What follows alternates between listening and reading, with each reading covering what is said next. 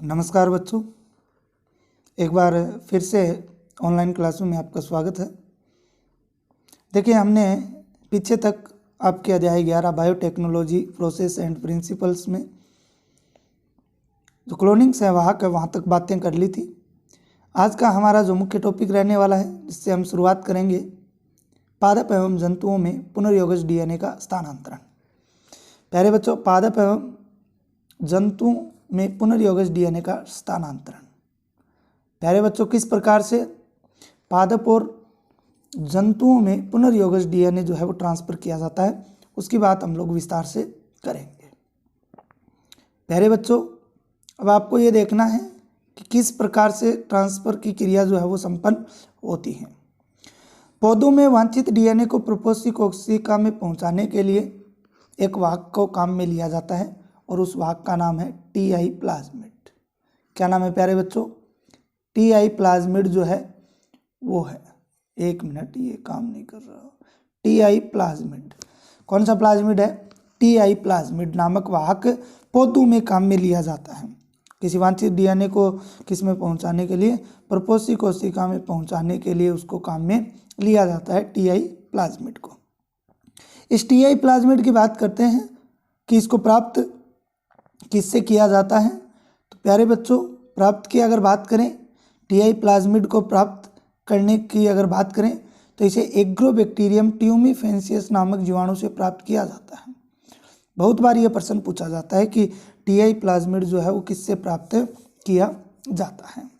तो आपको जैसे समझ में आया किससे प्राप्त किया जाता है, ये एग्रोबैक्टीरियम ट्यूमिफेसियस नामक जीवाणु से प्राप्त किया जाता है और इसीलिए इसको हम टीआई बोलते हैं, एग्रोबैक्टीरियो ट्यूमिफेसियस। इसलिए इसको क्या बोला जाता है?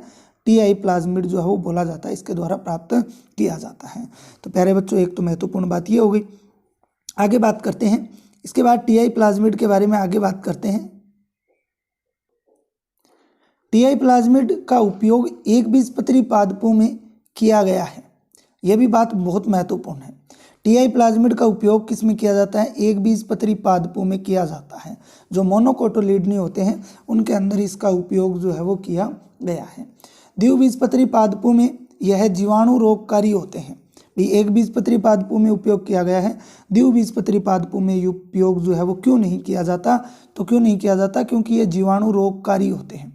टीआई प्लाज्मिड जो होता है ये एग्रोबैक्टीरियम ट्यूमिफेसियस नामक जीवाणु से प्राप्त किए जाते हैं और ये क्या होते हैं? द्विबीजपत्री पादपों के लिए रोगकारी होते हैं, जो अवरुद्ध कोशिकाओं का निर्माण करते हैं। अवरुद्ध होता है प्यारे बच्चों कैंसर। कौन सी कोशिकाओं का निर्माण करते हैं? कैंसर या ट्यूमर जो सेल्स हैं उनका निर्माण करते हैं। इसलिए इनको द्विबीजपत्री पादपों में वाहक के रूप में काम नहीं लिया जा सकता।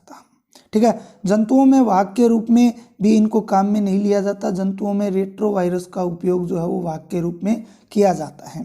प्यारे बच्चों, अब तक 2 प्रश्न या 3 प्रश्न बने हैं और बहुत ही महत्वपूर्ण है परीक्षा की दृष्टि से। पहला क्या है? पहला ये है कि टीआई प्लाज्मिड किससे प्राप्त किया जाता है? पादपों में किस वाहक को काम में लिया जाता है? पादपों में एकबीजपत्री पादपों में टीआई प्लाज्मिड को काम लिया जाता है, जबकि द्विबीजपत्री पादपों में क्यों नहीं लिया जाता?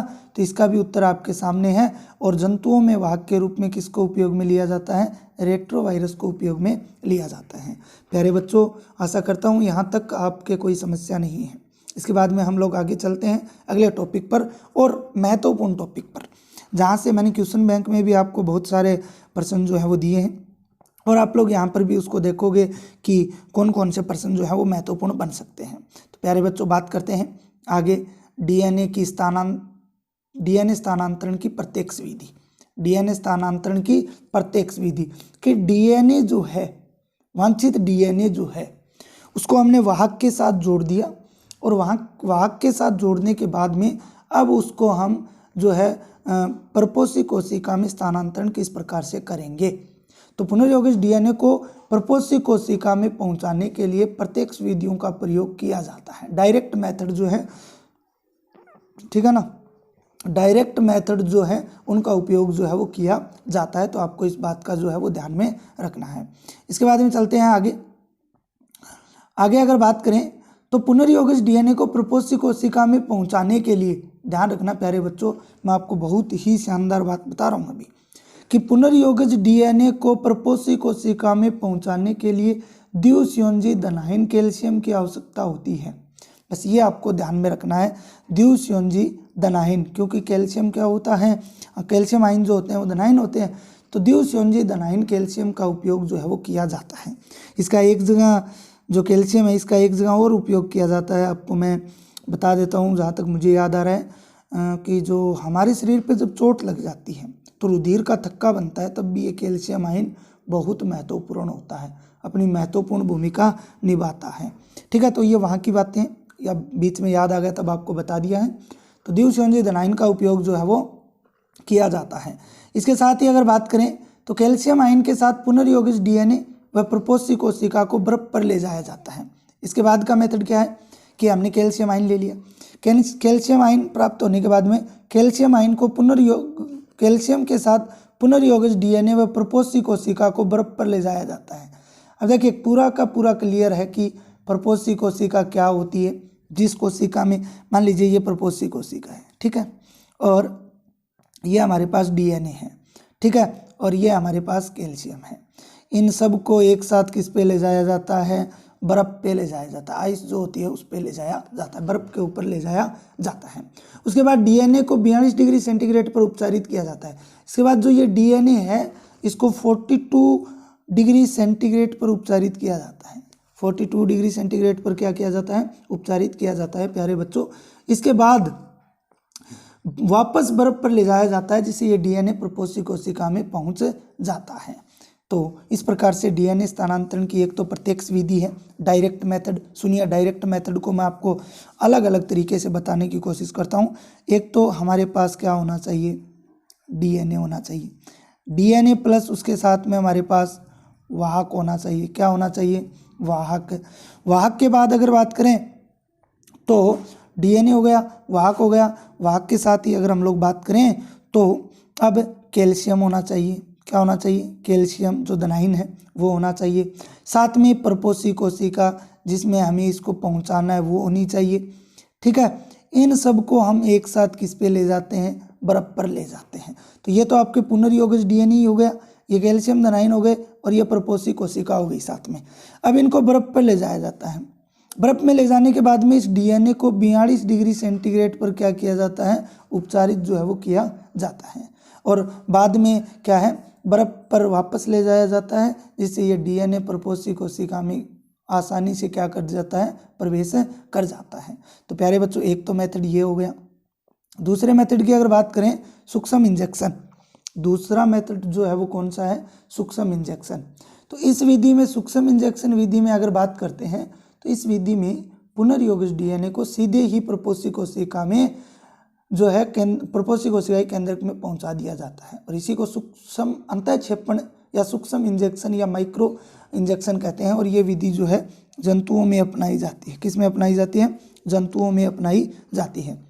प्यारे बच्चों मान लीजिए इंजेक्शन है, ये प्रपोषी कोशिका है, ये इसका केंद्रक है, तो सीधे ही इस इंजेक्शन द्वारा इसके अंदर इसको भेजा जाता है। और केवल ये विधि जो है एनिमल्स के अंदर अधिकतर अपनाई जाती है। ओके, दो विधियां कंप्लीट हैं। तीसरी विधि की बात करते हैं। तीसरी विधि जो है वो है जीन गन या बायोलिस्टिक।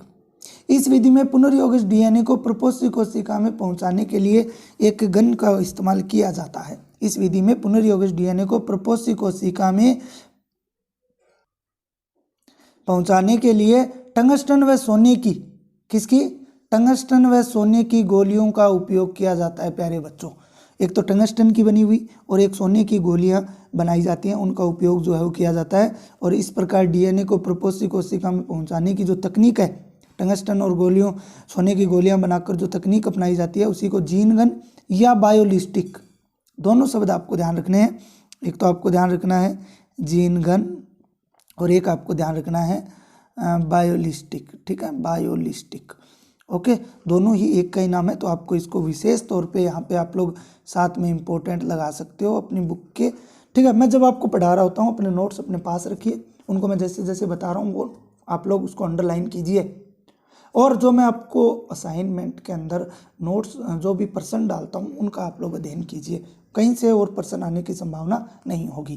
तो ये इस प्रकार से हमने 3 विधियों का विशेष तौर पे अध्ययन किया, जिसमें मैंने आपको एक तो डायरेक्ट मेथड बताया, एक बार यहाँ देख लीजिए, एक तो आपको मैंने डायरेक्ट मेथड बताया, एक आपको मैंने जो है माइक्रो इंजेक्शन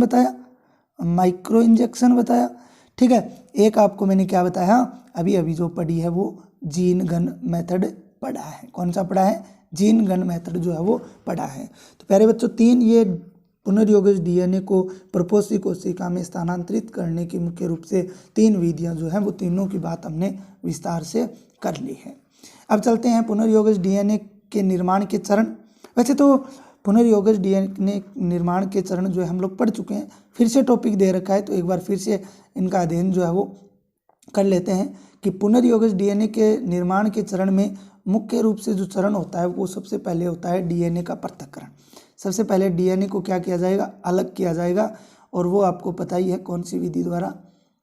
इलेक्ट्रोफोरेसिस मेथड द्वारा इसको अलग कर सकते हैं, ठीक है। डीएनए का खंडन, इसी विधि द्वारा इसका खंडन किया जाता है। पुनर्योगज डीएनए का निर्माण, बाद में अलग करके इसके साथ वाहक जोड़कर पुनर्योगज डीएनए का निर्माण किया जाता है, जो हम लोग पढ़ चुके हैं। इसके बाद में आगे चलते हैं, पुनर्योगज डीएनए का प्रपोषी कोशिका में स्थानांतरण, जो टॉपिक हमने अभी क्लियर किया है वो काम किया जाता है। और उसके बाद में प्रपोषी कोशिका में वांछित जीन से उत्पाद का निर्माण किया जाता है, जो भी हमें इच्छा अनुसार जो प्रोडक्ट चाहिए था उसका निर्माण जो है वो लास्ट में किया जाता है, वो प्रोडक्ट जो है हमें लास्ट में प्राप्त होता है। तो प्यारे बच्चों ये इस पुनर्योगज डीएनए निर्माण के कुछ चरण थे जिनसे हमें वांछित उत्पाद प्राप्त होता है, वांछित जीन से जो है वो उत्पाद प्राप्त होता है।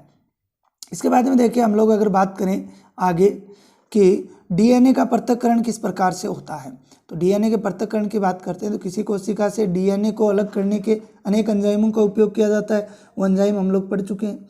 इन एंजाइमों के माध्यम से कोशिका भित्ति के खंडन के लिए निम्न एंजाइम जो है वो प्रयुक्त किए जाते हैं। जैसे जंतु कोशिका में यदि बात करें कोशिका भित्ति के खंडन के लिए लाइसोजाइम, पहली बात तो आप लोग ध्यान रखना, एक छोटी सी बात ध्यान रखना, यहाँ पे लिखा गया है जंतु कोशिका में कोशिका भित्ति के विखंडन के लिए। तो जो जंतु कोशिका है उसमें कोशिका भित्ति नहीं होती, सेल वॉल नहीं होती है, लेकिन कुछ जो हैं जंतु उनके अंदर पाई जाती है। जो एनिमेलिया हैं, एनिमेलिया सेल उनमें नहीं पाई जाती, लेकिन कुछ पौध स्वरूप में पाई जाती है, जीवाणु वायरस जो है के अंदर पाई जाती है। के लिए लाइसोजाइम काम में लिया जाता है। कौन सा? लाइसोजाइम भित्ति को तोड़ने के काम आता है। कवकों में काइनिटेज, प्रोटीन के पाचन के लिए प्रोटीएज, ठीक है। आरएनए के लिए राइबोन्यूक्लिएज एंजाइम का उपयोग जो है वो किया जाता है। इन एंजाइमों द्वारा ही कोशिका भित्ति से डीएनए को क्या कर लिया जाता है? अलग जो है वो कर लिया जाता है। इसके बाद अगर हम बात करें डीएनए का खंडन, डीएनए खंडन की बात करते हैं तो डीएनए को पृथक करने के लिए डीएनए को जो है वो विशिष्ट स्थलों से क्या किया जाता है? काटा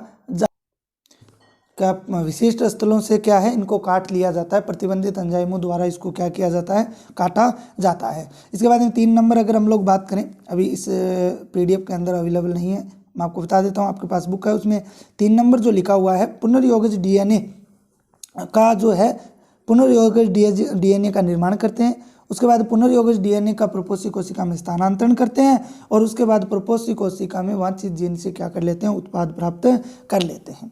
तो प्यारे बच्चों ये पुनर्योगज डीएनए निर्माण के कुछ 5 चरण थे। 5 चरण मैं आपको यहाँ लिखवा चुका हूँ, ठीक है। 5 चरण देखो, 2 चरण मैंने आपको विशेष बता दिए, दोनों में कुछ मुख्य बातें थी। और 3 नंबर पुनर्योगज डीएनए का निर्माण, पुनर्योगज डीएनए प्रपोषी कोशिका में स्थानांतरण, प्रपोषी कोशिका में वांछित जीन से उत्पाद का निर्माण। तो ये हमारा हो चुका है टॉपिक। इसके बाद जो हम अगला टॉपिक है उसकी बात करेंगे पुनर्योगज उत्पाद प्राप्त करना। बायोरिएक्टर जो टॉपिक है, मुख्य टॉपिक है हमारा, उसकी बात जो है हम अगले वीडियो के अंदर करेंगे। तब तक के लिए प्यारे बच्चों आप लोग पढ़ते रहिए, मस्त रहिए, व्यस्त रहिए। धन्यवाद।